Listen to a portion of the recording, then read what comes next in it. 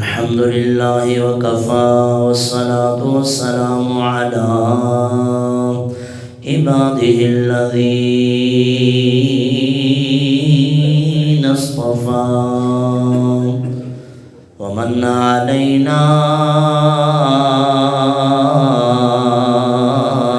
بنبيه المجتبى والصلاة والسلام على خاتم الرسل والأنبياء وعلى آله التقى والنقى وأصحابه أولي الكرم والصدق والصفاء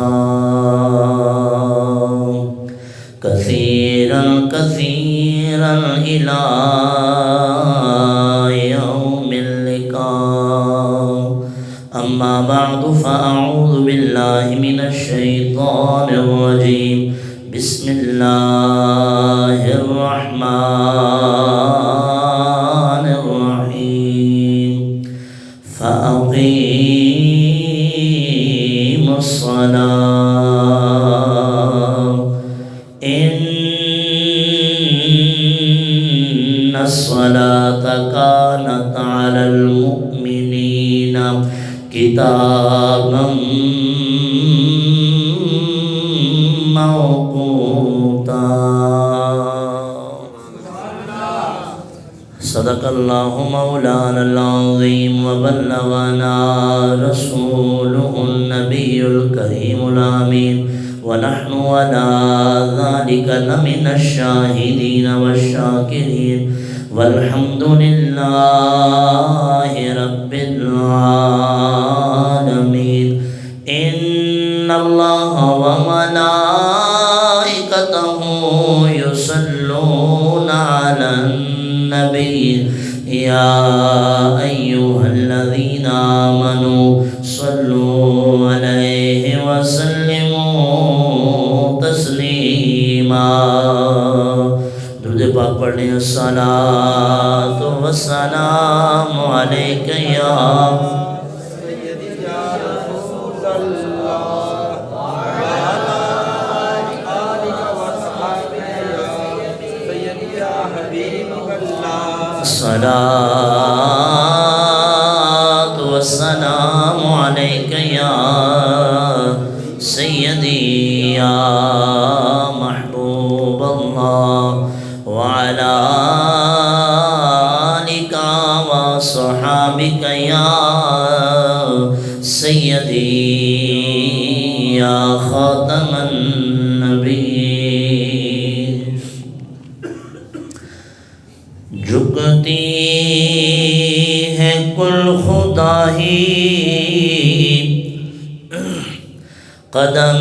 قدمین مصطفیٰ میں، جھکتی ہے کل خدائی قدمین مصطفیٰ میں، جھکتی ہے کل خدائی قدمین مصطفیٰ. حقیقت ہے نا گل؟ ہاں، قدمین تسنیہ دا صیغہ ہے، دوان قدمہ واسطے بولا جانا ہے قدمین. یہ ساڈا عقیدہ ہے کائنات وچ جو کچھ بھی ہے وہ سرکار دی بارگاہ وچ جھکدا ہے، کیونکہ اللہ نے ساری کائنات ہی محبوب دا صدقہ بنایا ہے. اگر محبوب دے قدم نہ لگ دے تو یہ کائنات بھی نصیب سانو، یہ رمضان بھی نصیب، یہ جمعۃ المبارک تے جمعۃ الوداع دیاں برکتاں بھی نصیب. پھر کہو مل کے جھکتی ہے کل خدائی قدمین مصطفیٰ میں، جھکتی ہے کل خدائی قدمین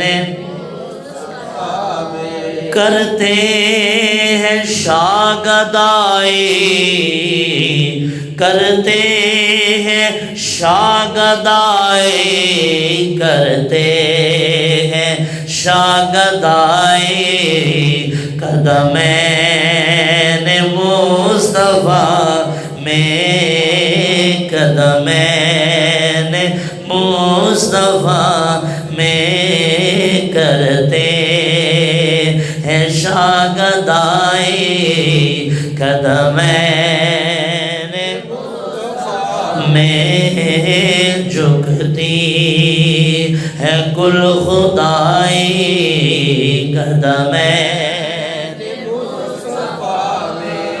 منگتے بھی مصطفیٰ نے سلطان بنا دیے ہیں منگتے بھی مصطفیٰ نے سلطان بنا دیے ہیں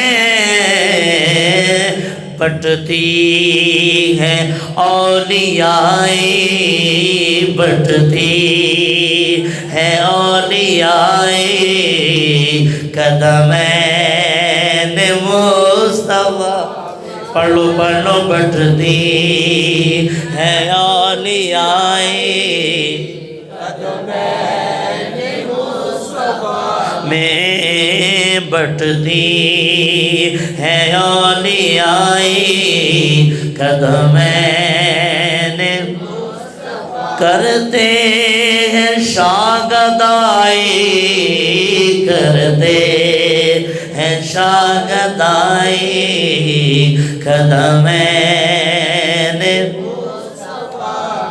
میں کیا بتاؤں کیسے سرکار نے نوازا میں کیا بتاؤں کیسے سرکار نے نوازا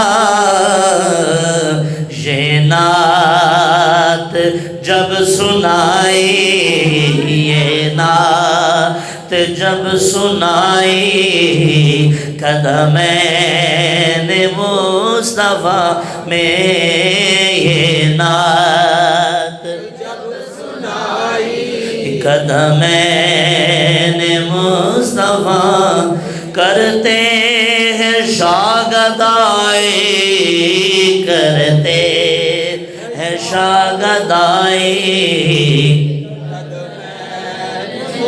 اور میری اور آپ کی سب حضور کے سارے عشاقان مصطفیٰ کی تمنا کیا ہے جی اور بڑا پیارا شعر لکھا شہر نبی میں اجمل مجھ کو جو موت آئے شہر نبی میں اجمل مجھ کو جو موت آئے رکھ دینا چار پائی رکھ دینا چار پائی قدمین مل کے ذرا گونج پہ جاوے رکھ دینا چار پائی قدمین مصطفیٰ میں رکھ دینا چار پائی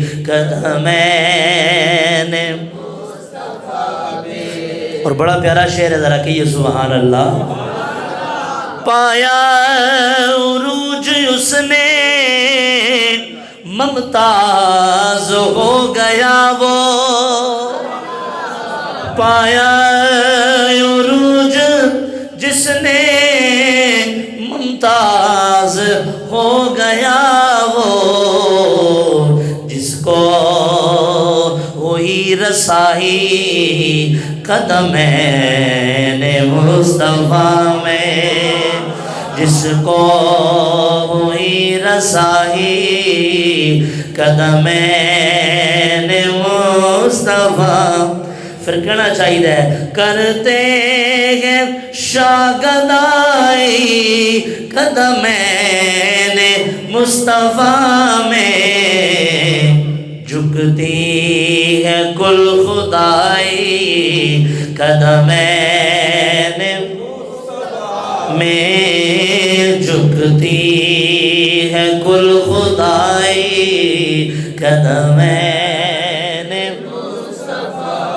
پھر سنو، منگتے بھی مصطفیٰ نے سلطان بنا دیے ہیں، منگتے بھی مصطفیٰ نے، منگتے بھی مصطفیٰ نے سلطان بنا دیے ہیں، بڑھتی ہے اولیائی قدمین مصطفیٰ میں، بڑھتی ہے اولیائی قدمین مصطفیٰ میں، کرتے ہیں شاگردائی، کرتے ہیں شاگردائی قدمین مصطفیٰ میں۔ یار تے قدمین دی گل ہو رہی ہے نا۔ امام حسن رضا خان علیہ رحمہ فرماندے نے، سر پہ رکھنے کو جو مل جائے نالے پاک حضور، سر پہ رکھنے سرکار کے قدمین کے ساتھ جو نالین مس ہو جائیں ان کی بات ہو رہی ہے۔ آپ فرماتے ہیں سر پہ رکھنے کو جو مل جائے نالے پاک حضور، تو پھر کہیں گے کہ ہاں تاجدار ہم بھی ہیں۔ اتھے تے قدمین دی گل ہو رہی ہے۔ رب تعالیٰ سانو سے ایمان دے اندر سرکار دی غلامی نصیب ہے۔ حمد و ثنا کے بعد پارہ نمبر 5 سورہ نساء آیت نمبر 103 میں نے پڑھنے کا شرف حاصل کیا۔ رب تعالیٰ میری زبان پر کلمہ حق جاری فرمائے اور ہم سب کو عمل کی توفیق عطا فرمائے۔ جمعۃ الوداع کا یہ بڑا خوبصورت پر رونق پر وقار منظر اللہ نے ہم غلاموں کے حصے میں کیا، یہ برکتوں والی گھڑیاں اللہ نے ہمیں پھر عطا فرمائے۔ اس سے بڑی اور کیا کرم نوازی ہے، 5 جمعے اللہ نے سرکار کے قدمین کے صدقے سے ہمیں عطا فرمایا۔ ذرا مل کیا کہو سبحان اللہ۔ چند دن پہلے دی گلاں نے حضور اے کہ رمضان جناب والا رمضان آ رہا ہے جی، رمضان آ رہا ہے، لیکن دیکھیں اب عاشقان رمضان مچل رہے ہیں کہ رمضان اب رخصت ہوتا چلا جا رہا ہے، رمضان ہم سے رخصت ہوا چلا جا رہا ہے، یہ بس چند ہی گھڑیاں ہمارے پاس باقی ہیں۔ اللہ ہمیں ان گھڑیوں کا بھی صحیح معنوں میں قدر اور احترام نصیب فرمائے۔ میں نے آپ کے سامنے ایک آیت کریمہ تلاوت کی۔ رب تعالیٰ کلام پاک میں ارشاد فرماتا ہے فَأَقِیمُوا الصَّلَاةَ، نماز قائم کرو، إِنَّ الصَّلَاةَ كَانَتْ عَلَى الْمُؤْمِنِينَ كِتَابًا مَوْقُوتًا، بے شک نماز مومنین کے اوپر وقت مقررہ کے اوپر فرض کر دی گئی ہے۔ نماز وقت مقررہ کے اوپر کیا کر دی گئی ہے؟ اب آپ کہیں گے شاہ صاحب، قاری صاحب، علامہ صاحب، امام صاحب، آپ نے یہ نماز کا ٹاپک آج کیوں رکھا ہے؟ میں عرض یہ کرنا چاہتا ہوں اس سینیریو کے اندر کہ یاد رکھیں رمضان ہم سے جدا ہو رہا ہے، رمضان ہم سے یہ ایک مہمان مہینہ، اللہ کا مہمان مہینہ ماہ رمضان ہم سے جدا ہو رہا ہے، ایک مہمان مہینہ، مہمان کے طور پہ آیا اور رخصت ہوتا چلا جا رہا ہے۔ دنیا کے اندر ایک دستور ہے، ایک قانون قاعدہ ہے، طریقہ کار ہے۔ وہ طریقہ کار کیا ہے کہ جب بھی کسی کے ہاں کوئی مہمان آئے، اس کے جو دل کے قریب ہو، تو جب وہ جانے لگے اس سے جدا ہونا، تو وہ بعد میں اس کی کچھ نہ کچھ جو یادگار ہے نا وہ باقی رکھتے ہیں۔ یار وہ ہمارا مہمان آیا تھا، اس نے یوں کیا تھا، یوں کیا تھا، کچھ نہ کچھ اس کی چیزیں یاد رکھی جاتی ہیں، ٹھیک ہے؟ تو اس کی جو یاد ہے اس کو زندہ رکھا جاتا ہے، کوئی یادگار بندے اپنے پاس محفوظ رکھتے ہیں۔ تو اسی طرح دوستو یہ مہمان مہینہ ہم سے جا رہا ہے، لیکن عرض یہ کرنا ہے یہ جا رہا ہے لیکن کچھ چیزیں یہ ہمارے پاس چھوڑ کے جا رہا ہے۔ کہہ رہا ہے دیکھنا کہ میں بھی کچھ یادگار تمہارے پاس چھوڑ کے جا رہا ہوں۔ آپ پوچھیں گے جی یادگار کیا ہے؟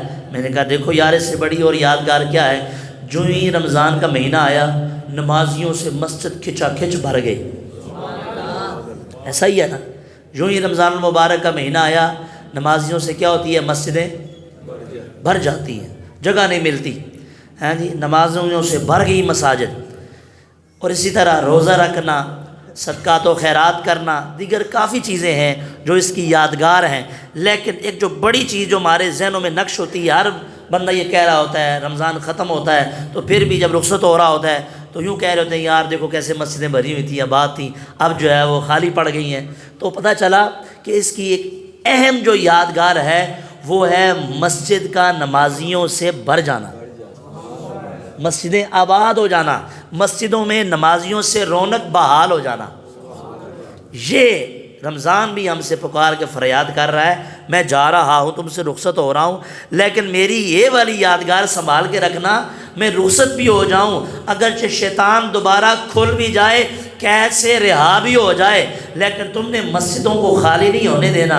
اگر میری تمہیں قدر ہے، اگر تم مجھے یاد رکھو گے کہ تمہارے پاس بڑا ہی خوبصورت مہمان مہینہ آیا تھا، تو اس کی ایک یادگار زندہ رکھنا، اپنی مسجدوں کو یوں ہی رونق اور ان کو رونق دیتے رہنا، رونق بخشتے رہنا، اور ان کو اسی طرح اے نمازیوں آتے رہنا اور ان مسجدوں کو آباد رکھنا۔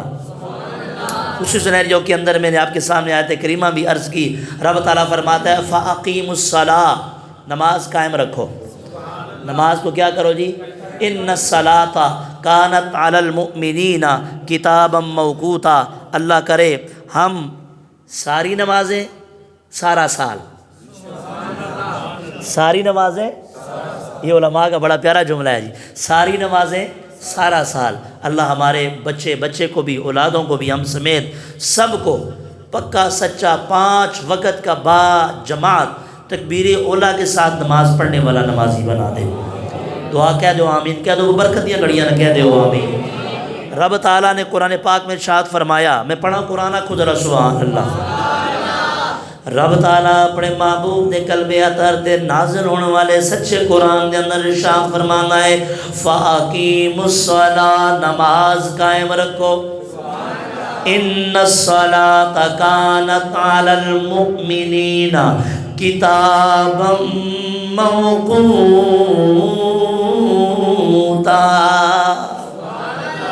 بے شک نماز مومناں دے اوتے فرض کیتی گئی، تو فرمایا کتابا موقوتا، یہ فرض ہے تو مقررہ وقت کے اوپر، مقررہ پتہ چلتا ہے نماز پڑھنی ہے تو جب دل کیا تب نہیں، جب اس کا وقت اللہ کی طرف سے مقرر ہے اس وقت میں پڑھنی ہے، جب وقت مقرر ہے اس۔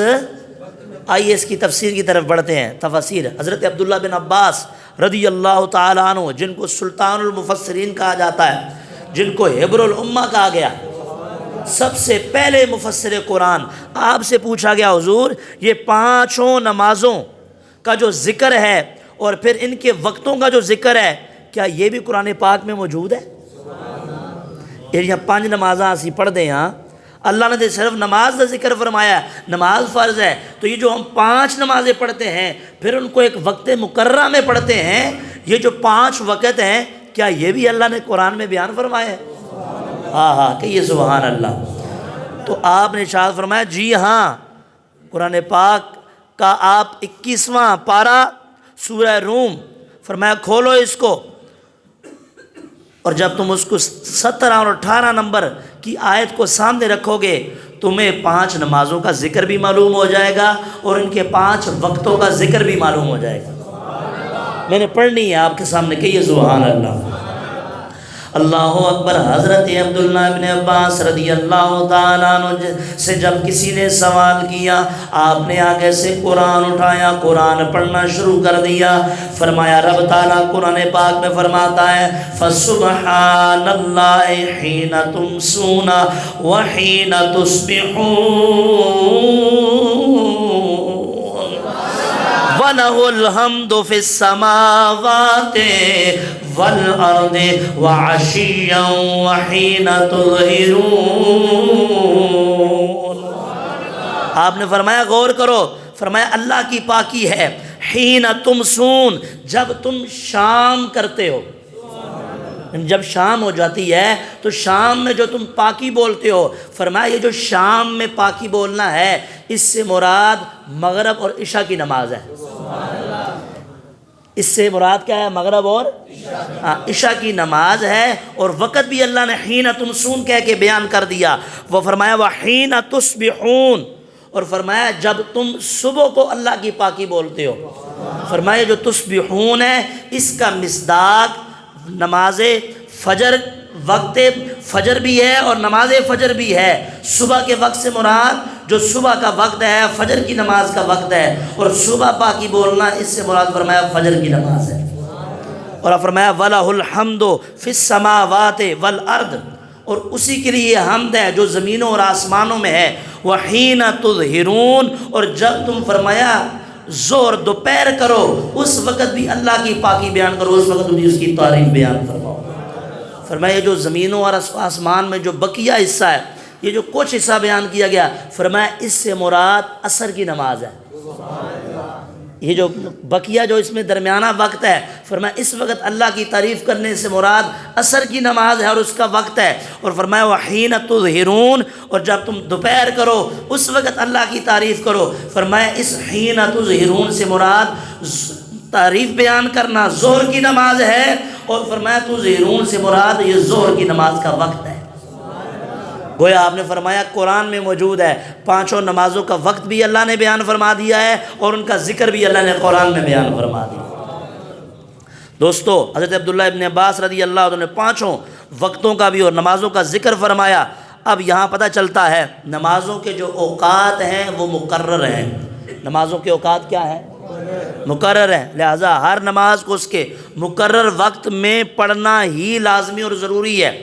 ایک بھی نماز کا وقت گزار دینا، نماز کو قضا کر دینا، مفتی امجد علی اعظمی رحمہ بحر شریعت کے اندر لکھتے ہیں، آپ فرماتے ہیں یہ بہت سخت گناہ ہے۔ بندے کو کیسی ہی مجبوری ہو، جب تک شریعت اجازت نہ دے اس وقت تک نماز کو اس کے وقت سے ہٹانا، مثلا یہ سوچنا کہ ابھی تو بڑا مصروف ہوں، ابھی تو ظہر کی نماز ہے، چلو عصر کے وقت قضا پڑھ لوں گا، کوئی بات نہیں، مغرب کی قضا کر دی، عشاء کے وقت قضا پڑھ لوں گا۔ فرمایا یہ بالکل اس طرح سوچنا بھی سخت گناہ ہے، اس طرح کا معاملہ بالکل بھی شریعت اس میں اجازت ہے۔ کیوں؟ ان الصلاۃ کانت علی المؤمنین کتابا موقوتا، اگر مومنوں پہ اللہ نے نماز کو بے شک فرض کیا ہوا ہے تو وہ وقت مقررہ کے اوپر فرض کیا ہوا ہے اور وقت مقررہ پر ہی ادا کرنا ہے۔ میں یہاں آپ کے سامنے عرض کرتا چلوں کہ یہ بالکل سستی، غفلت اس کی قرآن پاک کے اندر مذمت کی گئی ہے۔ فویل للمصلین، نمازیوں کے لیے ہلاکت ہے، نمازیوں کے لیے تو کامیابی ہے۔ نمازیوں کے لیے کیا ہے؟ قد افلح المؤمنون الذین هم فی صلاتهم خاشعون، 18واں سپارہ اٹھا کے پڑھو، اللہ مومنوں کی صفات کو بیان فرماتا ہے۔ فرمایا جو نماز میں خشوع خضوع رکھتے ہیں، اس کی حفاظت کرتے ہیں، وہ تو ایمان والے کامیاب ہو گئے ہیں۔ وہ ایمان والے کیا ہو گئے ہیں جی؟ کامیاب ہو گئے ہیں۔ لیکن یہاں رب تعالیٰ تیسرے سپارے میں سورہ ماعون کے اندر ارشاد فرماتا ہے فویل للمصلین، نمازیوں کے لیے ہلاکت ہے۔ فرمایا نہ، جو خشوع خضوع رکھ کے پڑھتے ہیں، جو فرائض واجبات کا خیال رکھتے ہیں، جو شرائط فرائض کو سامنے رکھ کے نماز پڑھتے ہیں، ان کے لیے ہلاکت نہیں ہے۔ فرمایا یہ وہ نمازی ہیں الذین هم عن صلاتهم ساہون، یہ وہ لوگ ہیں جو اپنی نمازوں سے غفلت اختیار کرتے ہیں۔ جو کیا کرتے ہیں؟ نماز پڑھ دینے لیکن ٹائم پہ نہیں پڑھ دے، جان بوجھ کے جماعت کو ترک کر کے پڑھتے ہیں۔ نماز چھوڑنا تو بڑی دور کی بات ہے، جماعت کو ترک کرنا بھی بغیر عذر شرعی کے سخت گناہ ہے، کیونکہ واجب ہے نماز کو جماعت کے ساتھ ادا کرنا۔ تو آپ نے فرمایا کہ یہ نماز تو پڑھتے ہیں لیکن نماز میں غفلت کرتے ہیں، وقت میں نہیں پڑھتے، قضا کر کے پڑھتے ہیں، سستی کر کے پڑھتے ہیں، صحیح طریقے سے ادا نہیں کرتے۔ فرمایا ایسے لوگوں کے لیے بھی ویل ہے۔ کیا ہے؟ اور ویل کے بارے میں علماء نے کلام فرمایا ہوا، ہلاکت ہے، تباہی ہے۔ فرمایا جہنم میں ایک ہولناک درجہ ہے جس میں ایسے نمازیوں کو اٹھا کے ڈالا جائے گا جو نماز تو پڑھتے ہیں لیکن قیام کا پتہ ہی نہیں ہے، رکوع سجود کا پتہ ہی نہیں ہے، خشوع خضوع نہیں ہے، ظاہری جسم نماز میں ہے، دل کے دنیاوی معاملات میں کھویا ہوا ہے۔ ایسے نمازیوں کے لیے کامیابی نہیں ہے۔ نمازی وہ کامیاب ہیں جن کا جسم بھی اللہ کی بارگاہ میں جھکتا ہو، جن کا دل بھی اللہ کی بارگاہ میں جھکتا ہو، جو ظاہراً بھی اللہ کی بارگاہ میں جھکے ہوئے ہیں، جو معنن اور باطناً بھی اللہ کی بارگاہ میں جھکے ہوئے ہوں، جو جسماً بھی اللہ کی بارگاہ میں جھکے ہوں، جو روحاً باطناً بھی اللہ کی بارگاہ میں سر بر سر جھکے ہوں۔ دوستو ایک مرتبہ جنگ کا موقع ہے، 5واں پارہ سورہ نساء اٹھا کے پڑھیے، 5واں پارہ، اس کے اندر رب تعالیٰ نے اس پورے واقعے کو اللہ رب العزت اس نماز کا ذکر کیا ہے۔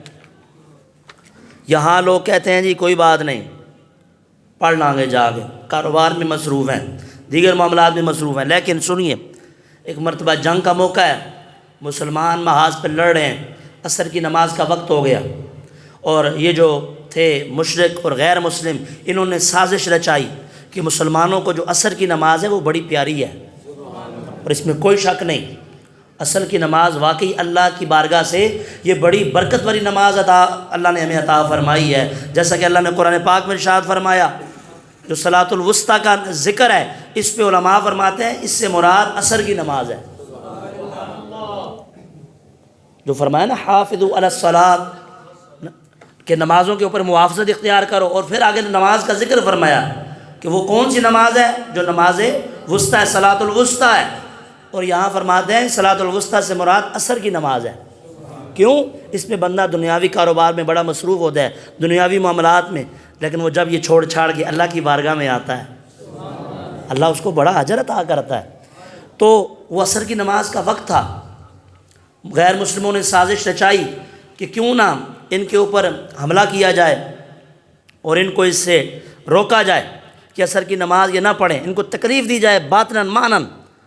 انہوں نے حملہ کیا، اللہ نے قرآن کی آیات کو نازل فرما دی، فرمایا محبوبہ اپنے ان غلاموں کو حکم دیں 2 گروہ بنائیں، ایک گروہ ایک بندہ آگے کھڑا کریں جو امامت کرے، اور ایک گروہ آگے پیچھے 1 رکعت نماز پڑھے۔ اسے کہتے ہیں خوف کی حالت میں جو نماز، جنگ کی حالت میں جب دشمن کا خوف ہو تو پھر جو نماز پڑھی جاتی ہے اس کو صلاۃ الخوف کہتے ہیں۔ فرمایا 1 رکعت پڑھیں اور کچھ جو دستہ ہے اس کو قائم کریں، وہ ان کا دفاع کریں۔ آپ اس سے نماز کی اہمیت کا اندازہ لگائیے گا۔ فرمایا ایک گروہ نماز ادا کرے جماعت کے ساتھ 1 رکعت، اور دوسرا ان کی حفاظت پہ مامور ہو، لیکن جب یہ 1 رکعت پڑھ لیں یہ واپس لوٹ جائیں اور پھر وہ دوسرے آ جائیں اور امام کے پیچھے کھڑے ہو کر وہ دوسری رکعت ادا کریں اور پھر اپنی نماز کو مکمل کریں، اور پھر باقیہ جو بعد والے ہیں وہ اپنی رکعت کو مکمل کریں گے۔ لیکن رخصت نہیں دی کہ چھوڑ دیں، اب دشمنوں کا حملہ ہو رہا ہے تو نماز اس وقت ڈیلے کر دیں، نہیں، ڈیلے کرنے کا حکم نہیں دیا، مؤخر نہیں کی، معاف کرنا تو دور کی بات ہے، تاخیر کرنے کی بھی اجازت نہیں دی۔ اگر جنگ کی حالت میں حضور کے غلاموں کا یہ حال ہے کہ وہ اللہ کے حکم پر عمل کرتے ہوئے نماز کو ترک نہیں کرتے، تو جب وہ سرکار کے پیچھے مسجد نبوی میں نمازیں پڑھتے ہوں گے، وہ جب مسجد قباء کے اندر جب انہوں نے پہلی اسلام کی مسجد میں نماز ادا کی ہوگی، جب مسجد جمعہ میں نماز ادا کی ہوگی، جب وہ مسجد قبلتین کے پیچھے کے اندر جب سرکار کے پیچھے نماز پڑھ رہے ہوں گے، تو پھر ان غلاموں کی نماز کا عالم کیا ہوگا۔ اللہ ان کی نمازوں کا صدقہ چند وہ خشوع خضوع کے ذرے اللہ ہمیں بھی نصیب فرمائے۔ لہٰذا پتہ چلا کیسی بھی کوئی مجبوری ہو، سر میں درد ہو، بخار ہو، ڈاکٹر سے ملنا ہو، ضروری کوئی شاپنگ کرنی ہو، جیسا کہ آج افطار پارٹیاں ہوں، یا کوئی شادی جنازے کا معاملہ ہو، یا کوئی اور معاملہ ہو، تو فرمایا دنیاوی کام کوئی بھی ہو وہ رک سکتا ہے، لیکن جب تک شرعی عذر نہ ہو اس وقت تک نماز تو چھوڑنا دور کی بات ہے، جماعت میں بھی تاخیر کرنا درست ہے۔ لیکن چھوٹے چھوٹے معاملات کی وجہ سے لوگ نمازوں کو ترک کر دیتے ہیں، جماعت چھوڑ دیتے ہیں۔ سنو، آؤ میں تمہیں لے کے جاتا ہوں گولڈے کی سرزمین پہ، پیر میر علی شاہ صاحب رحمۃ اللہ علیہ۔ آپ چل رہے تھے اپنے رفقا کے ساتھ، کسی دوست نے گھر لے کے جانے کی کوشش کی کہ حضور ہمارے گھر تشریف لے آئیں، آپ چل پڑے، انہوں نے گاڑی میں بٹھایا، جب گاڑی میں بٹھایا سفر تھا لمبا، تو آپ نکلے، رستے میں جب گھر کے قریب پہنچنے لگے تو مغرب کی نماز کا وقت آ گیا۔ جب مغرب کی نماز کا وقت قریب ہوا تو آپ نے فرمایا کہ چلو گاڑی کو کھڑا کرو، نیچے اترتے ہیں اور جماعت کے ساتھ نماز ادا کرتے ہیں۔ سنیے گا، پیر مہر علی شاہ صاحب رحمۃ اللہ علیہ، جن کو سرکار نے اپنی زیارت سے مشرف فرمایا، جو منظور بارگاہ مصطفیٰ صلی اللہ علیہ وسلم ہیں، جو فاتح قادیانیت ہیں، جنہوں نے قادیانیت کو الٹا لٹکایا ہے۔ سنیے آپ نے کیا خوبصورت پیغام دیا ہے سرکار کی امت کو۔ آپ کے جو رفقات ان میں سے ایک بندہ بولا، کہنے لگا حضور حالت سفر میں ہے، اور حالت سفر میں جماعت کوئی واجب بھی، شرعی مسئلہ بھی ہے، حالت سفر میں جماعت واجب نہیں ہے، میسر ہو تو پڑھ لیں، لیکن اگر میسر نہیں ہے تو تنہا بھی نماز پڑھ سکتا ہے۔ اور حضور ابھی بس منزل قریب ہے، ابھی ہم نے گھر پہنچ جانا ہے، تو کیوں نہ گھر میں جا کر ہم باجماعت نماز ادا کر لیں۔ ان کی یہ رائے درست تھی۔ اور پھر پیر میرعلی شاہ صاحب رحمۃ اللہ آگے کوئی اصرار نہیں کیا، لیکن آپ نے فرمایا نیچے اترو، سارے معاملات چھوڑو، اور ہم سب مل کے پہلے اول وقت میں صحیح معنوں سے نماز کو ادا کر لیں۔ انہوں نے آگے سے یہ جو جن کے گھر جا رہے تھے صاحب خانہ، انہوں نے یہ ریکویسٹ کی، حضور ابھی وقت ہے، ہم گھر جا کے پڑھ لیں گے۔ اچھا، تھوڑا سا گاڑی آگے چلتی ہے تو کیا ہوتا ہے، حادثہ پیش آتا ہے، گاڑی الٹتی ہے، لیکن اللہ رب العزت نے جانی نقصان سے سب کو محفوظ فرمایا۔ پھر میرعلی شاہ صاحب رحمۃ اللہ علیہ گاڑی سے نیچے اترے، آپ نے فرمایا میں نے کہا تھا نا اتر کے نماز ادا کر لو، یہ جو تمہیں مصیبت آئی ہے، یہ جو تمہیں آزمائش آئی ہے، یہ تم نے بغیر کسی عذر کے، ہم یہاں بھی پڑھ سکتے تھے، فرمایا تم نے جو نماز مغرب میں تاخیر کی ہے اس کا وبال تمہارے اوپر آیا ہے، لیکن اللہ کا شکر ادا کرو، اللہ نے ہمیں جانی نقصان سے محفوظ کر دیا۔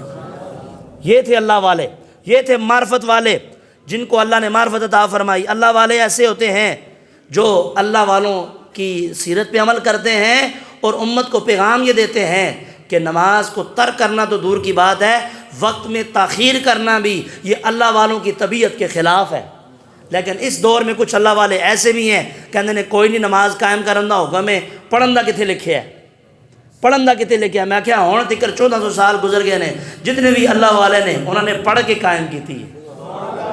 تو وہ انوکھی کوئی نماز دسن لگے ہیں سمت نو، اے جتنے بھی ہون تکر اللہ والے آئے نے وہ اللہ رب العزت کے محبوب کے صحابہ کرام ہیں، تابعین ہیں، تبع تابعین ہیں، اولیاء کاملین ہیں، اولیاء ہیں، کتب ہیں، ابدال ہیں، علماء اخیار ہیں، اللہ والے ہیں، ان سب نے پڑھ کے قائم کی ہے، لہٰذا نماز پڑھ کے قائم ہوتی ہے، ایسے نہیں ہوتی گندے مندے بال لمبے لمبے رکھ کے آپ مہینہ پورا غسل ہی نہ کرے تے لمبے چولے پا کے کہے جناب میں تے قائم کرن دا حکم ہے، پڑھن دا کتنے؟ تمہیں قرآن و سنت زیادہ سمجھ آئی ہے؟ اللہ والوں نے آج تک 1400 سال گزر گئے ہیں، یہ جتنے بھی اللہ والے ہیں انہوں نے نماز کو پڑھ کے قائم کیا ہے۔ میرے امام پاک نے کربلا کی تپتی ریت پہ سجدہ ادا کر کے نماز کو قائم کیا ہے۔ تم ان سے زیادہ حق و باطل کے درمیان فرق کرنے کو جانتے ہو، انہوں نے تپتی ریت کے اوپر اپنے بچوں کو قربان کر کے نماز پڑھ کے قائم کیا ہے، اذانیں دلوا کے نماز کو قائم کیا ہے۔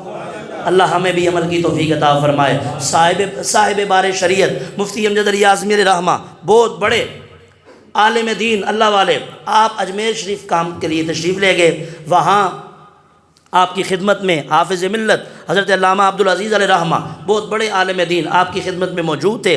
آپ وہاں پہنچے، کچھ کام کی غرض سے وہاں گئے، بیمار ہو گئے، تو ظہر کی نماز کا وقت تھا، ظہر کی نماز ادا کی، اب یہ ظہر کی نماز ادا نہیں کی تھی کہ آپ بے ہوش ہو گئے اس بیماری کے عالم میں، یہاں تک کہ پورا وقت آپ کا بے ہوشی کے عالم میں گزر گیا۔ عصر کا وقت جب شروع ہوا نا تو آپ کی آنکھ کھلتی ہے، تو جب جو ہی آپ کی آنکھ کھلتی ہے، حافظ ملت حضرت علامہ عبدالعزیز علیہ رحمہ آپ سے عرض کرتے ہیں، پوچھتے ہیں کہ اے عبدالعزیز کیا ابھی ظہر کی نماز کا وقت باقی ہے؟ ہوش بے ہوش ہیں، ہوش بھی کوئی نہیں ہے، اور شرعی مسئلہ ہے جس کا ایک پورا وقت نماز کا بے ہوشی کے عالم میں گزر جائے اس کے اوپر اللہ کی بارگاہ سے بھی پکڑ ہے، کیونکہ اس کے اختیار میں نہیں ہے، اس کے اختیار میں شرعی مسئلہ فقہا نے بیان فرمایا ہے کہ اس کے اختیار میں ہی نہیں ہے نماز کو قائم کرنا، بے ہوش ہے، اس کا جو نماز کو قائم کرنا وہ برقرار ہی نہیں رہا، توازن ہی برقرار نہیں رہا، ذہنی طور پہ بے ہوش ہو گیا۔ اب اگرچہ شرعی مسئلے کی روح سے آپ کے اوپر پکڑ نہیں تھی، تو یہی بات حافظ ملت حضرت علامہ عبدالعزیز علیہ رحمہ نے عرض کی، حضور آپ کا سارا وقت تو بے ہوشی کے عالم میں گزرا ہے، آپ کے اوپر تو پکڑ بھی نہیں ہے، کوئی اور تکلیف ہے، سر درد ہے تو بتائیے، آپ کے اوپر کوئی پکڑ نہیں ہے، آپ پریشان کیوں ہوتے ہیں؟ سنیے گا، اور کمال کے تاریخی الفاظ جو حضرت علامہ مفتی امجد علی اعظمی علیہ رحمہ نے ارشاد فرمائے، آپ فرماتے ہیں تم پکڑ یا نہ پکڑنے کی بات کرتے ہو، میں تو اس وجہ سے پریشان ہوں، مجھے تو سب سے بڑی اس وقت تکلیف یہ ہے کہ میں ظہر کے وقت میں اللہ کے دربار میں حاضر ہونے سے محروم ہو گیا ہوں، اللہ کے دربار میں کیا ہو گیا ہوں؟ محروم ہو گیا ہوں۔ مجھ پر اتنا تھوڑا بڑا کرم ہے کہ میں پانچوں وقت اللہ کے دربار کے حضور میں حاضری ہو جاتی ہے، تو میں زور تم پکڑ نہ پکڑ کی بات کرتے ہو، یہ تو الگ معاملہ ہے، یہ شرعی مسئلہ اپنی جگہ پہ ہے، لیکن مجھے تکلیف اور درد یہ محسوس ہو رہا ہے، اس بات پر ہو رہا ہے کہ میں ظہر کے وقت میں اللہ کے دربار میں حاضر نہیں ہو سکا۔ دوستو پتہ چلتا ہے کہ رب تعالیٰ کی بارگاہ میں حاضر ہونا یہ اللہ کے جو برگزیدہ بندے ہیں، علماء ہیں، اولیاء ہیں، یہ اللہ کا جب کرم ہوتا ہے تو اس کو اپنے دربار میں بلاتا ہے، مسجد میں آتا ہے، نماز ادا کرتا ہے۔ فرمایا ان الصلاۃ کانت علی المؤمنین کتابا موقوتا، یہ تو ہے نماز کی اہمیت اس کو وقت پہ ادا کرنے کے حوالے سے۔ اب یہاں ایک مزید سوال اٹھتا ہے، سامنے آتا ہے کہ یہ جو 5 نمازیں ہیں، ہم مجبوریاں بھی ہیں، سارے معاملات ہیں، کام کاج بھی ہیں، لیکن اللہ رب العزت نے جو نماز کا وقت مقرر کیا ہے اس کی جو اہمیت ہے، فضیلت ہے، وہ اپنی جگہ پہ ہے۔ یہ رب تعالیٰ نے جو ہم پر 5 نمازیں فرض کی ہیں، یہ پانچوں ایک ہی وقت میں کیوں نہیں کر دی؟ ہم ایک ہی وقت میں آتے، دنیاوی معاملات ہیں وہ بھی ہمارے آسان انداز میں ادا ہوتے، ہم پانچوں وقت کی جو نمازیں وہ ایک ہی وقت میں ادا کرتے اور چھٹی مل جاتی۔ یہ پانچوں نمازیں اپنے اپنے وقت پہ کیوں ہیں؟ اس کی کیا اہمیت ہے؟ سنیے، علماء کرام نے اس پر کلام فرمایا۔ آپ فرماتے ہیں بالکل اس کی ایک بہت بڑی اہمیت یہ ہے کہ معرفت کا جو دروازہ ہے نا، اللہ کی بارگاہ کا قرب، اس کا اللہ رب العزت نے ایک وقت رکھا ہے، ایک وقت رکھا ہے، اس کا ایک شیڈول رکھا ہے۔ دیکھیں نا، آپ کھانا کھاتے ہیں اور کھانا آپ 3 ٹائم کھاتے ہیں، صبح ناشتہ کرتے ہیں، دن کو پھر دوپہر کو کھاتے ہیں، پھر شام کو کھاتے ہیں۔ ایسا تو نہیں ہوتا تینوں وقت کا ٹائم کا کھانا ہم کہیں جی صبح ہی کھا لیں، پورا کھانے کی دن ضرورت ہی نہ پڑے، دیگر کام کاج، ایسا تو نہیں ہوتا۔ اگر کوئی بندہ ایک ہی وقت میں سارا کھانا کھانے کی کوشش کرے تو کیا ہوگا؟ اس کا جو نظام ہے وہ ڈسٹرب ہوگا، اس کا سارا جو معدہ ہے وہ ڈسٹرب ہوگا، پورا جسم کا جو نظام ہے وہ سارا تکلیف اور کرب کا شکار ہوگا، اس کی طبیعت خراب ہوگی۔ صبح کے وقت کھائیں گے اس کا فائدہ الگ ہوگا، دوپہر کے وقت کھائیں گے اس کا الگ اپنی جگہ پہ فائدہ ہوگا، شام کے وقت کھائیں گے اس کا الگ فائدہ ہوگا۔ کہ سارے ٹائم ہی کھاندے رہیے تاں بھی نقصان ہے، تاں بھی فائدہ، کہ سارا ٹائم بھوکا رہیے تاں بھی بلڈ پریشر لو ہو جانا ہے، شوگر لو ہو جانا ہے، یا کوئی معاملات ہو جانے ہیں دیگر، جی طبیعت ہماری جو اس کا جو توازن ہے وہ برقرار نہیں رہے گا۔ اس طرح فرمایا، سمجھنے کے لیے عرض کر رہا ہوں، علماء نے فرمایا جو 5 نمازیں اللہ نے فرض کی ہیں یہ عین اسی وقت میں فرض کی ہیں جس وقت بندے کے دل پر اللہ رب العزت کی بارگاہ سے انوار و تجلیات کی برکھا برستی ہے۔ زور کے وقت آئیں گے اس وقت اپنا ہی مزہ ہوگا، عصر کے وقت آئیں گے اس وقت اپنی چاشنی ہوگی، مغرب کے وقت پڑھیں گے تھکے ہارے ہوں گے، جب اللہ اکبر کی صدا لگا کے جب امام کی اقتداء میں آپ کھڑے ہوں گے سارے وجود کی تھکاوٹ اتر جائے گی، عشاء پڑھیں گے آدھی رات قیام کا ثواب، پھر جب سب صبح پڑھیں گے اس کا اپنا ہی لطف ہوگا، ساری رات قیام کا اللہ ثواب ادا کرے۔ یہ فرمایا 5 وقت کی اپنی اپنی رموز اور اسرار ہیں، اس میں اپنی اپنی معرفت کی جو حقائق اور اسرار کی باتیں ہیں۔ فرمایا اللہ رب العزت نے ہر وقت میں الگ الگ انعام رکھا ہے۔ تم زور کے وقت آؤ گے کچھ اور مزہ پاؤ گے، عصر کے وقت آؤ گے کچھ اور طرح کی تمہیں چاشنی نصیب ہوگی۔ اس لیے فرمایا ان الصلاۃ کانت علی المؤمنین کتابا موقوتا، اے ایمان والو اس بات کو سمجھو اور اچھی طرح سے سمجھو کہ اللہ رب العزت نے ہر نماز کو وقت مقررہ کے اوپر فرض فرما دیا ہے۔ اب میں مزید اس کے اوپر تھوڑا سا اگر کلام کروں، وقت بھی مکمل ہوتا چلا جا رہا ہے، آخری چند لمحوں کے اندر، منٹوں کے اندر، یہ صبح کی نماز جو ہم ادا کرتے ہیں، یہ صبح کے وقت کا جو انتخاب کیا گیا یہ کیوں کیا گیا ہے؟ فجر کی جو ہم نماز ادا کرتے ہیں 2 سنت 2 فرض، اس کے اوپر مفتی احمد یار خان نیمی علیہ رحمہ نے آپ نے بھی کلام فرمایا۔ آپ فرماتے ہیں کہ صبح کے وقت دن کی ابتدا ہے۔ صبح کے وقت کیا ہوتا ہے؟ دن کی گویا بندہ نیند سے بیدار ہوا ہے اور نیند میں جانا گویا موت کے مترادف ہے، اور اسے ایک نئی زندگی ملی ہے، ایک نئی، ایسا ہی ہوا ہے نا، صبح جب وہ اٹھتا ہے بیدار ہوتا ہے ایک اس کو نئی زندگی ملتی ہے۔ اب جب نئی زندگی ملتی ہے، صبح اس کی ایک زندگی کے دن کا جو آغاز ہے، رب فرماتا ہے کہ سب سے پہلے نماز پڑھ کے اپنی اس زندگی کا، یہ جو اللہ نے تجھے نیند سے پھر بیدار کر کے تمہیں ایک طرح کی معنوی طور پر زندگی عطا کی ہے، اس کا آغاز میری بارگاہ میں سجدہ بسجود ہو کے کرو، میری بارگاہ میں جھک کے کرو۔ نماز کے ساتھ عبادت، فرمایا نماز کے ساتھ دن کا آغاز کرو۔ کیوں؟ فرمایا گویا تمہارا یہ نئی زندگی پر جو تمہیں صبح صبح نصیب ہوئی ہے، جب تم نماز پڑھو گے، فرمایا اس پر تمہیں اللہ کا شکر نصیب ہوگا، گویا تم رب کا شکر ادا کر رہے ہو معنوی طور پر، ظاہری طور پر۔ فرمایا اور یوں بھی کہ دن کی ابتدا ذکر الہی سے جب کرو گے، جب ابتدا اچھی ہوگی، امید ہے رب تعالیٰ تمہارے دن کی انتہا بھی اچھی فرما دے گا، سارا دن ہی برکات میں گزر جائے گا۔ اسی طرح فرمایا پھر جب بندہ آدمی صبح کے وقت نماز پڑھنے کے بعد ناشتہ کرتا ہے، کام کاج کی طرف نکلتا ہے، اگلا وقت جو آتا ہے زور کا وقت، کام کاج میں پورا مصروف ہوتا ہے، مگن ہوتا ہے۔ جب دوپہر کا وقت آتا ہے تو پھر کیا ہوتا ہے جی، دوسرے دن کا دوسرا حصہ سٹارٹ ہوتا ہے۔ لہٰذا اب یہ فرمایا گیا کام کاج کو تھوڑے سا وقفہ کرو، اس کو موقوف کرو اور پھر میری بارگاہ میں آ جاؤ، پھر میری بارگاہ میں آ جاؤ، نماز ظہر ادا کر لو۔ فرمایا پہلے جو اس سے دن گزر چکا ہے اس کا شکر بھی ادا ہو جائے گا، اور جو دن کا دوسرا حصہ ہے اس کی ابتدا اگر تم میری بارگاہ میں جھکنے کے ساتھ کرو گے، چونکہ اللہ کے ذکر سے کرو گے، اس کا بھی شکر ادا ہو جائے گا۔ دوسرا وقت اس کی ابتدا ہو رہی ہے، وہ بھی نماز پڑھنے سے، یعنی نماز ظہر ادا کرنے سے۔ پھر کیا ہوا جناب، عصر کا وقت آ گیا، اب دن کے کام کاج، دن بھی اختتام پہ ہے، کام کاج بھی اختتام پہ ہے۔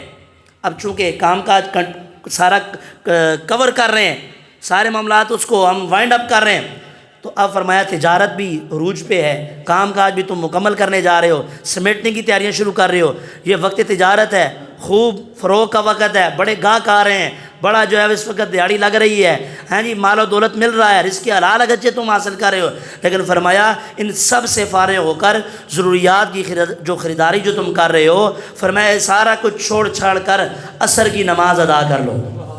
جب تم عصر کی نماز ادا کرو گے، دن بھر کی تجارت جو تم نے کی ہے، جو اللہ رب العزت نے تمہیں رزق عطا کیا ہے، چاہے وہ تجارت کی صورت میں عطا کیا ہے یا کام کاج پورا دن کا کرنے کی صورت میں، جو اللہ نے تمہیں رزق عطا کیا ہے، جب تم نماز عصر ادا کرو گے، اس نماز عصر ادا کرنے پر بھی تمہاری رب کی بارگاہ میں شکر ادا ہو جائے گا، وہ شکریہ ادا ہو جائے گا۔ اس طرح جب پھر فرمایا مغرب کا وقت آتا ہے، رات چھانے لگی ہے، سورج ڈوبنے سے دن کا اختتام ہو گیا، رات کی ابتدا ہوگی، فرمایا دن بھر کا جتنا بھی معاملہ تھا وہ تم نے وقتاً فوقتاً اللہ کا ذکر اور اس کی نماز پڑھنے کے ساتھ ساتھ شکریہ ادا کر دیا۔ اب چونکہ غروب آفتاب، دن ختم ہو گیا ہے، رات شروع ہو رہی ہے، فرمایا چونکہ دن کا اختتام ہے اور رات کی ابتدا ہے، ان دونوں کا آغاز تم اگر اچھا کرنا چاہتے ہو تو فرمایا آ جاؤ نماز مغرب ادا کر لو۔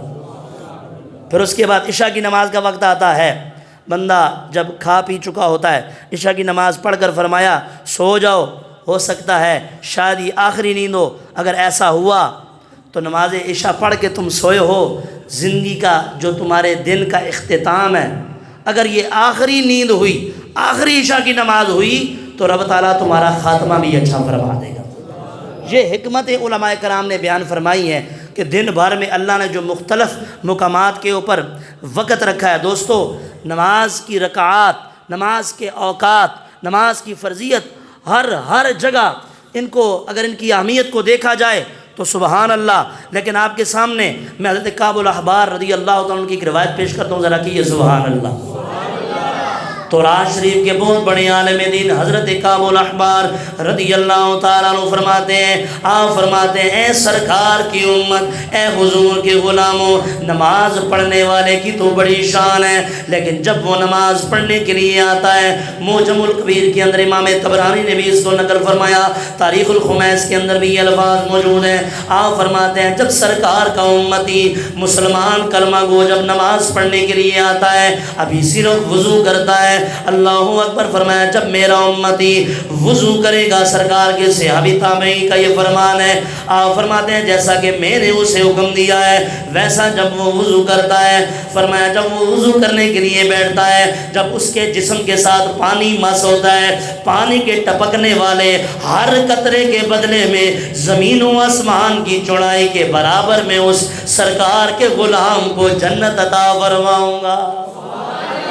فرمایا جب اسی طرح وضو کرتا ہوا اذا فرغ احدکم من الطہور، فرمایا جب تم میں سے کوئی جناب والا طہارت حاصل کر کے فارغ ہوتا ہے، فرمایا وہ کہتا ہے قال اشہد ان لا الہ الا اللہ واشہد ان محمدا عبدہ ورسولہ، فرمایا فقال ذلك، وہ جب ایسے کہتا ہے، ایسے کلمات کہتا ہے، رب تعالیٰ قرآن حدیث مبارکہ کے اندر سرکار نے ارشاد فرمایا حضور کے امتی کے لیے کیا خوبصورت ارشاد فرمایا، فرمایا فتحت لہ ابواب الرحمت، فرمایا جب وہ اگر نماز کے لیے وضو کرتا ہے، وضو کر کے جب یہ کلمہ شہادت اپنی زبان سے ادا کرتا ہے، رب تعالیٰ کے لیے فرمایا اس کے بندے کے لیے رحمت کے سارے دروازوں کو کھول دیا جاتا ہے۔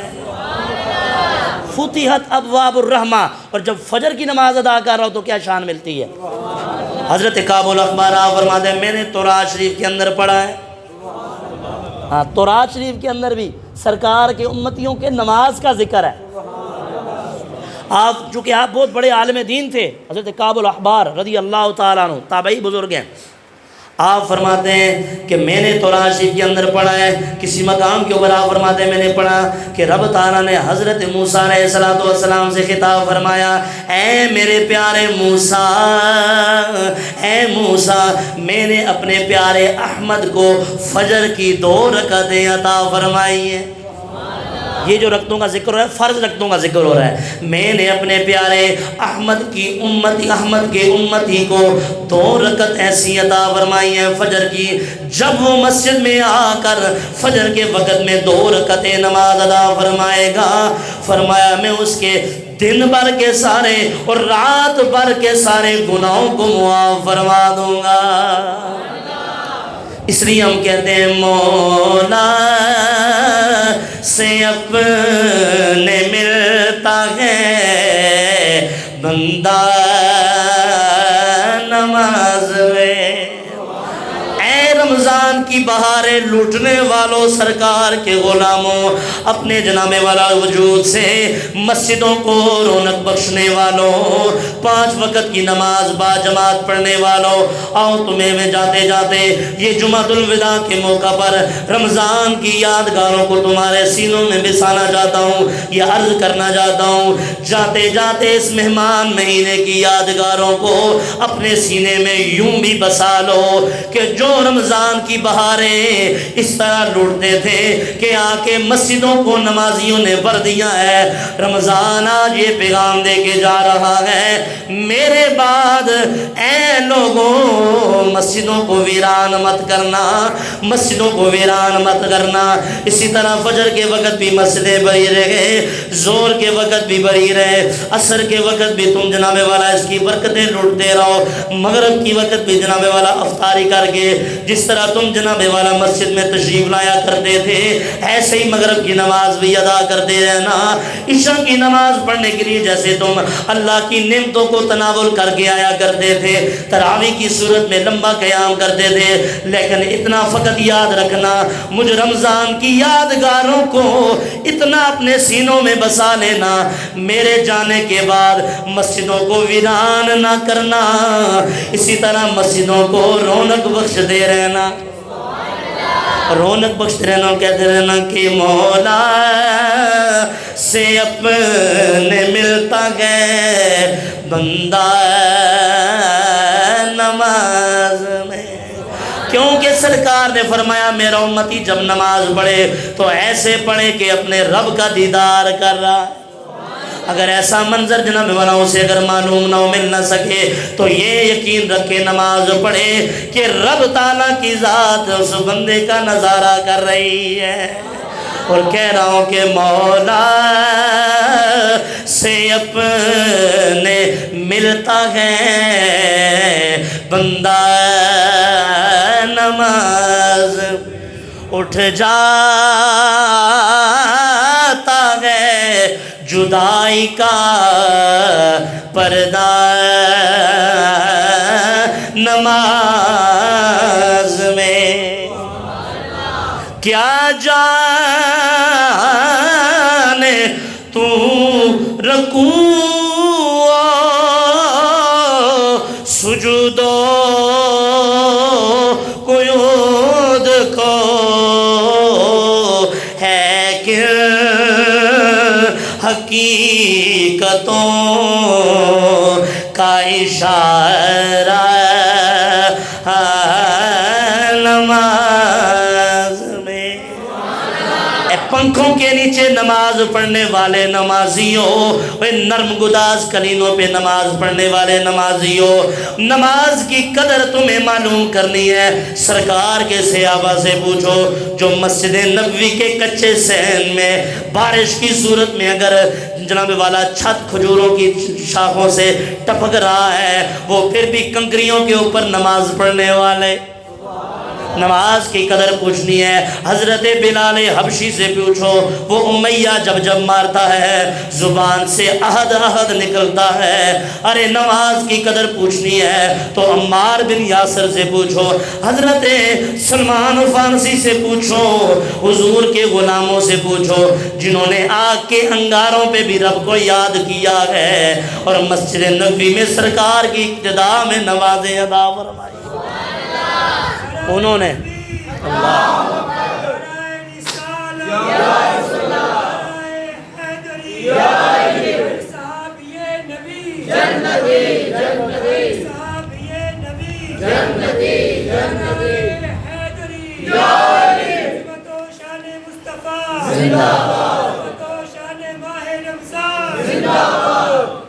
دوستو حدیث بہت لمبی ہے لیکن میں اس کا خلاصہ عرض کر دوں کیونکہ وقت مکمل ہو چکا۔ فرمایا ظہر کی 4 رکعتیں جو فرض ہیں، فرض کی بات ہو رہی ہے، ابھی سنت و نوافل کی بات نہیں ہو رہی۔ فرمایا جو ظہر کی 4، یہ تراج شریف کے اندر یہ روایت موجود ہے، حضرت کعب الاحبار اس کو بیان کرتے ہیں۔ فرمایا جو میرے پیارے احمد کی امت 4 رکعتیں ظہر کی پڑھ لے گا، فرمایا وہ 4 رکعتیں پڑھے گی، پہلی رکعت میں کھڑا ہوگا میں سارے گناہ بخش دوں گا، مل کیا کو سبحان اللہ۔ دوسری رکعت وچ کھڑا ہوئے گا، فرمایا نیکیاں دا پلہ باری کر دیاں گا۔ تیسری رکعت وچ کھڑا ہوئے گا، فرمایا فرشتے مقرر کر دیاں گا، او دے واسطے تسبیح بولدے رہن گے تے جنت وچ داخل ہون گیا دعاواں مانگدے رہن گے۔ اور فرمایا جدو چوتھی رکعت ادا کرے گا آسمان دے دروازے کھول دواں گا، تے فرمایا بڑی بڑی موٹی موٹی آنکھوں والی جو جنت کی حوریں ہیں وہ شوق کی نظروں سے اس کی زیارت کریں۔ یہ ظہر کی 4 رکعتیں۔ اور پھر فرمایا موسیٰ عصر کی 4 رکعتیں میرے پیارے احمد کی امت جب ادا کرے گی، 7 آسمانوں زمین میں کوئی فرشتہ ایسا باقی نہیں بچے گا جو میرے پیارے محبوب کی امت کے لیے بخشش کی دعائیں نہیں کر رہا ہوگا۔ اللہ اکبر۔ فرمایا فرشتے جس کی چاہیں گے مغفرت کی دعا کریں گے، اور فرمایا جب میری پیاری یہ نورانی مخلوق جس کے حق میں بخشش کی دعا مانگ دے گی، پھر میں رب رحمان کے اوپر ذمہ لازم ہے میں کبھی بھی اس کو عذاب نہیں دوں گا۔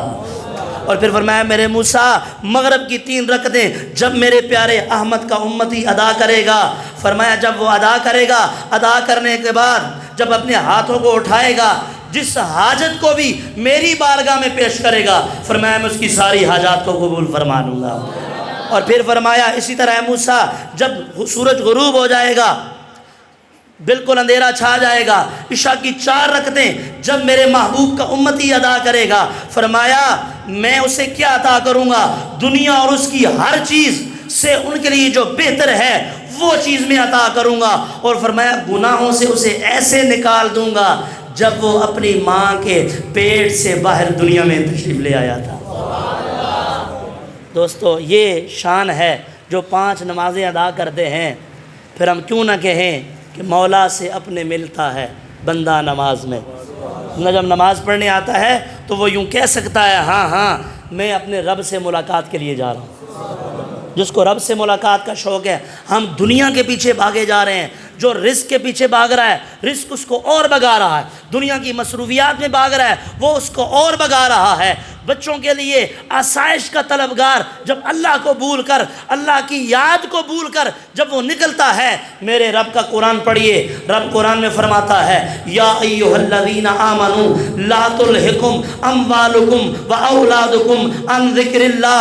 اے ایمان والو, کہیں تمہارا مال اور تمہاری اولاد تمہیں اللہ کے ذکر سے غافل نہ کر دے. ومن یفعل ذلک فاولئک هم الخاسرون. فرمایا جو ایسا کرتے ہیں, جو اللہ کے ذکر کو بلا کے نماز نہیں پڑھتے, قرآن نہیں کھولتے, نبی کی تعلیمات پہ عمل نہیں کرتے, فرمایا جو میری بارگاہ سے غافل ہو کر دنیا داری میں جاتے ہیں, کبھی مال کے پیچھے جاتے ہیں, کبھی اولاد کے پیچھے جاتے ہیں, فرمایا وہ کبھی بھی فائدہ نہیں اٹھا سکتے.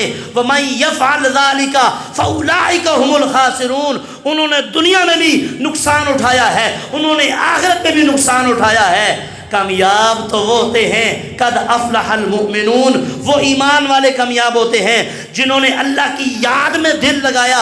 اللہ نے ان کے لیے رزق کو بھی کشادہ کر دیا, دنیا ان کے پیچھے لگا دی, دنیا بھی سنوار دی اور آخرت بھی, جنت بھی ان کے لیے سنوار دی.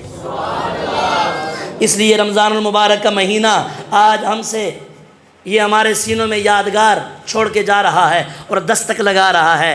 اے مجھ سے محبت کرنے والو, اے رمضان کے روزے رکھنے والو, تھوڑیاں بڑیاں شاناں نے تراویح دے اندر قرآن سنن والے ہو, تسی بڑا عظیم کم کیتا ہے, تسی صدقات و خیرات ادا کیتے نے, تسی اللہ دا قرب نصیب کر لیا ہے, تسی جناب والا اللہ دے قریب ہون دی کوشش کیتی ہے. خبردار, ابلیس آزاد ہو رہا ہے, شیطان آزاد ہو رہا ہے. مت اس کے نرغے میں آ جانا, مت اپنی نیکیوں کو ضائع کرنا, مت رمضان کے اندر یہ ادا کیے ہوئے صدقات و خیرات کو ضائع کرنا. اپنے آپ کو سنبھال کے رکھنا. جوانوں, اپنی جوانیاں سنبھال کے رکھنا, اپنی نظر کا خیال رکھنا, اپنی حیا کو مضبوطی سے سنبھال کے رکھنا, سرکار سے وفا لگا کے رکھنا. دیکھنا, جب تم قرآن کی محبت کو اپنے سینوں میں بسا کے رکھو گے, قرآن والے کی محبت کو سینوں میں بسا کے رکھو گے, جب دنیا سے جاؤ گے, قبر میں جاؤ گے, جب منکر نکیرین آئیں گے, اگر عمل درست نہ ہوئے عذاب کے فرشتے آئیں گے, اللہ رب العزت قرآن کو بھیج دے گا جو کہے گا اے فرشتوں خبردار ہاتھ مت لگانا, یہ تو جناب والا دنیا میں قرآن پڑھنے والا تھا, یہ رمضان کے اندر قرآن کا قاری, قرآن کی تلاوت کرنے والا تھا. رمضان کے روزے آ جائیں گے, کہیں گے خبردار بھوک پیاس کو برداشت کر کے اس نے مجھے سینے سے لگایا تھا, آج ہم اس کی حفاظت کرنے کے لیے قبر میں آ گئے. اور پھر حشر کا میدان ہوگا, بات کو کمپلیٹ کروں, جب حشر کا میدان ہوگا تو کہا جائے گا کہاں ہے روزہ دار؟ کہو یار سبحان اللہ. اسی روزہ دار ہی بیٹھے جی, آکھو سبحان اللہ. کتنے ہو روزہ دار؟ فرمایا جاؤ, آج آپ کے لیے ایک سپیشلی دروازہ کھولا جا رہا ہے, یقال لہ باب الریان, جسے باب الریان کہا جاتا ہے, جس کے اندر تری تری ہے.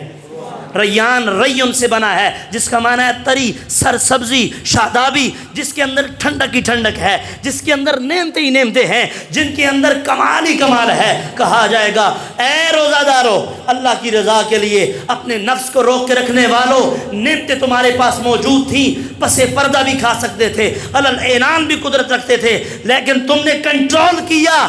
آج دیکھو کس شان و شوکت سے تمہیں باب الریان سے جنت میں داخل کیا جا رہا ہے. یہ شان کس کو نصیب ہوگی؟ جو رمضان کی قدر کرنے والے ہیں اور رمضان کے بعد بھی اس کی یادگار کو اپنے سینوں میں بسانے والے ہیں. اللہ ہمیں سمجھنے کی توفیق عطا فرمائے. ہم اللہ رب العزت دعا کریں ہاتھوں کو اٹھا کے, مقبولیت کی گھڑیاں ہیں, مالک یہ بہاریں ہمیں پھر بار بار نصیب فرمانا.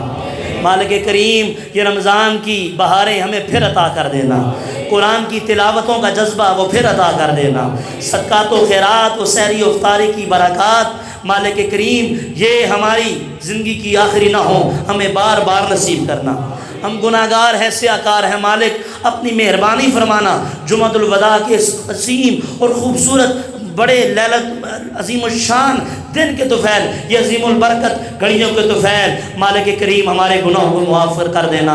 اور ہاتھ اٹھا کے دعا کریں اے مالک کریم امت مسلمہ کی مدد فرمانا, جو اسلام کے اوپر اس وقت جو چاروں طرف سے ٹوٹے ہوئے ہیں ان یہود و ہنود کو تباہ و برباد کر مالک کریم امت مسلمہ کو ہر میدان میں کامیابیاں نصیب فرمانا، انہیں یکجہتی نصیب کرنا، فلسطین کے مسلمانوں کی مدد کرنا، غزہ شام لبنان کے مسلمانوں کی مدد کرنا، ایران کے مسلمانوں کی مدد کرنا، اے مالک کریم جہاں کے بھی مسلمان ہیں ان کی دخول حفاظت فرما، ملک پاکستان کو سلامتی نصیب فرما، یا الہ العالمین ہمارے روزوں کو اپنی بارگاہ میں قبول فرما، وما توفیقی الا باللہ وما علینا الا البلاغ المبین، وآخر دعوایا ان الحمدللہ رب العالمین۔ مختصر